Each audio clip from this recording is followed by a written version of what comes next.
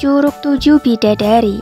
Wisata air terjun di Desa Keseneng, Sumowono, Ungaran ini memiliki 7 tingkatan dengan ketinggian berbeda-beda. Untuk menuju lokasi ini, Anda harus melewati jalan yang berliku-liku dengan kondisi cukup baik.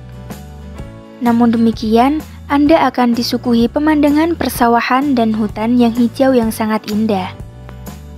Pada bagian atas curug terdapat sumber mata air atau sumur yang sangat segar.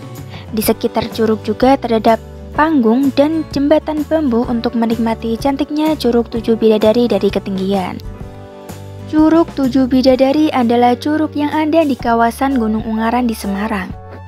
Tepatnya di Desa Keseneng, Kecamatan Sumowono, Kabupaten Semarang. Wisata ini dinamakan Curug Tujuh Bidadari atau 7 Angle Waterfall karena wisata ini mempunyai 3 tingkatan dan 7 air terjun yang berbeda ukurannya. Selisih ketinggian tingkat pertama dengan tingkat kedua kurang lebih 6 meter. Sedangkan dari tingkat 2 ke tingkat ketiga kurang lebih 7 meter.